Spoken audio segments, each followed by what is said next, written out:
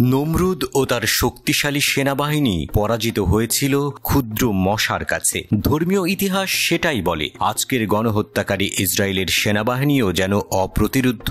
ফিলিস্তিনি হত্যা বন্ধে জাতিসংঘের কথা শোনে না ইসরায়েল। বিশ্ব মোড়ল যুক্তরাষ্ট্রও তাদেরকে যুদ্ধবিরতিতে বাধ্য করতে পারছে না। এমনই অবাধ্য ইহুদি রাষ্ট্রটিতে সম্প্রতি দেখা দিয়েছে নমরুদের মশার চেয়েও ক্ষুদ্র কিন্তু ভয়াবহ, শক্তিশালী ও ধ্বংসাত্মক আতঙ্ক।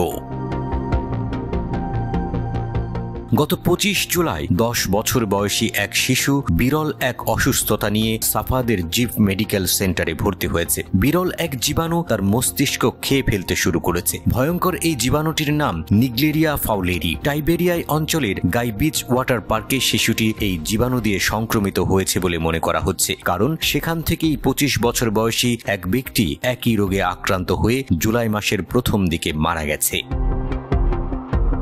ঘটনা এটুকুতেই থেমে নেই। আরও 19 শিশু আর 5 জন পূর্ণবয়স্ক ব্যক্তি নিগলেরিয়া ফাউলেরি জনিত এনসেফালাইসিসের উপসর্গ নিয়ে হাসপাতালে এসেছে। পার্কটি বন্ধ রাখার নির্দেশ দিয়েছে ইসরায়েলি স্বাস্থ্য মন্ত্রণালয়। এই পরিস্থিতিতে সাম্প্রতিক সপ্তাহগুলোতে গাই বিচ ওয়াটার পার্কে ভ্রমণ করেছে এবং জ্বর, মাথা ব্যথা, ঝাপসা দৃষ্টি বা বমির উপসর্গ দেখা দিয়েছে এমন যে কাউকে হাসপাতালের ইমার্জেন্সি বিভাগে যাওয়ার আহ্বান জানিয়েছে মন্ত্রণালয়। ইমার্জেন্সিতে যাওয়ার আগে রেফারেল নেওয়ার জন্য ইসরায়েলি নাগরিকদের তাদের স্বাস্থ্য রক্ষণাবেক্ষণ সংস্থার সাথে যোগাযোগ করতে বলা হয়েছে।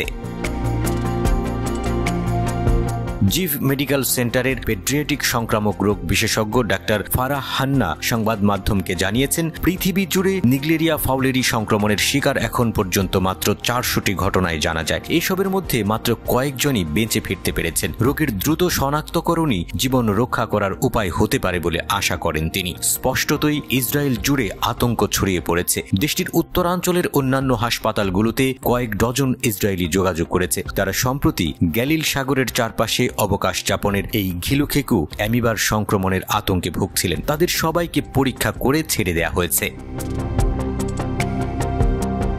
2022 সালের আগস্টে 36 বছর বয়সী এক ইসরায়েলি প্রথম অ্যামিবিক মেনিনগুয়েনসেফালাইটিসে মারা যায়। তার মৃত্যুর পেছনেও এই নিগলেরিয়া ফাউলেরির সংক্রমণ ভূমিকা রেখেছে। হ্রদ, নদী এবং উষ্ণ প্রস্রবণের মাটি এবং উষ্ণ স্বাদু পানিতে জীবাণুটি বাস করে। নোংরা সুইমিং পুল, স্প্ল্যাশ প্যাড এবং এমন আরও বিনোদনের স্থানে নিগলেরিয়া ফাউলেরি পাবার দৃষ্টান্ত আছে। এমনকি কলের পানিতেও জীবাণুটি পাওয়া গেছে। US centre for disease control অনুসারে এই জীবাণুযুক্ত পানি নাক দিয়ে ঢুকলে মস্তিষ্কে সংক্রমণ ঘটে। এরপর এককোষী এই জীবাণু মানুষের মস্তিষ্কের টিস্যু দ্রুত ধ্বংস করে ফেলে। আক্রান্ত ব্যক্তি ভারসাম্য হারাতে থাকে, হ্যালুসিনেশনে ভোগে। এই সময় রোগী সাধারণত কোমায় চলে যায়। খুবই বিরল এই জীবাণুতে একবার আক্রান্ত হলে মৃত্যু প্রায় নিশ্চিত। সংক্রমণের 1 থেকে 18 দিনের মধ্যেই 97% রোগী মৃত্যুবরণ করে।